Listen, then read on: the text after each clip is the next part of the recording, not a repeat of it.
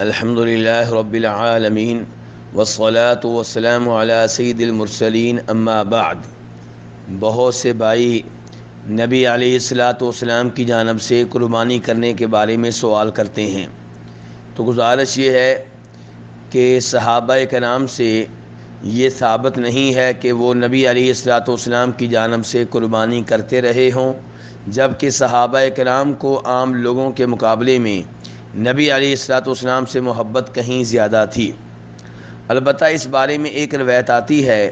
جسے امام ترمذی اور ابو داؤد نے روایت کیا ہے، جس میں یہ آیا ہے کہ جناب علی رضی اللہ تعالیٰ عنہ 2 قربانیاں کیا کرتے تھے، اور ان سے پوچھا گیا کہ آپ 2 کیوں کرتے ہیں؟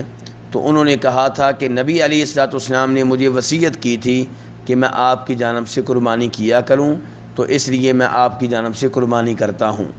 لیکن یہ روایت جسے امام ابو داؤد اور ترمذی نے بیان کیا ہے، یہ نبی علیہ السلام سے اور جناب علی سے ثابت نہیں ہو سکی، کیونکہ اس روایت کے بیان کرنے والوں میں ایک راوی شریک بن عبداللہ ہے، اور ان کا اچھا حافظہ نہیں تھا، تو ان کی وجہ سے یہ روایت ضعیف ہے۔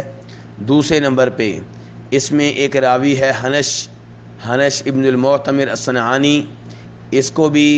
عام طور پہ علماء کرام نے ضعیف قرار دیا ہے۔ اور تیسرے نمبر پہ اس پہ ایک راوی ہے ابو الحسنہ، یہ مجہول ہے، نامعلوم ہے، اس کے حافظے کے بارے میں، اس کی امانت و دیانت کے بارے میں معلومات نہیں مل سکیں، تو نامعلوم آدمی کی روایت پہ اعتبار نہیں کیا جا سکتا۔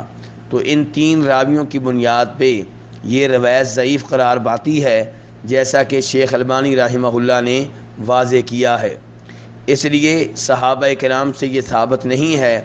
کسی صحیح سند کے ساتھ کہ وہ نبی علیہ السلام کی جانب سے قربانی کرتے ہوں۔ اس لیے ہمیں اس عمل سے دور رہنا چاہیے، اور ہمیں یہ بات معلوم ہونی چاہیے کہ ہم جو بھی عمرہ کرتے ہیں، جو بھی حج کرتے ہیں، جو بھی قربانی کرتے ہیں، جو بھی نماز پڑھتے ہیں، جو بھی تلاوت کرتے ہیں، اس کا ثواب نبی علیہ السلام کو اس وجہ سے ملتا ہے کیونکہ یہ خیر کے کام آپ ہی نے ہمیں بتائے ہیں، آپ ہی نے ہمیں سکھائے ہیں، اور آپ ہی نے یہ اصول بھی بیان کیا ہے کہ من دل علی خیر کفاعلہ، جو کسی کو خیر کا کام بتائے، نیکی کا کام بتائے، تو جتنا ثواب اس آدمی کو ملے گا جو نیکی کر رہا ہے، اتنا ہی ثواب اس کو بھی ملے گا جس نے خیر کا کام بتایا ہے، جس نے نیکی کی جانب ترغیب دی ہے، جس نے نیکی کی تعلیم دی ہے، جس نے نیکی کا طریقہ بتایا ہے۔ تو اس لیے نبی علیہ السلام نے ہر خیر کا کام ہمیں بتایا ہے، تو آپ کو ہماری تلاوت کا، ہماری قربانی کا، ہمارے حج کا، ہمارے عمرے کا ثواب ملتا ہے۔ تو ہمیں چاہیے کہ ہم اپنی جانب سے عمرہ کریں، اپنی جانب سے حج کریں، اپنی جانب سے قربانی کریں، نبی علیہ السلام کو ثواب مل جائے گا۔ واللہ تعالی اعلم۔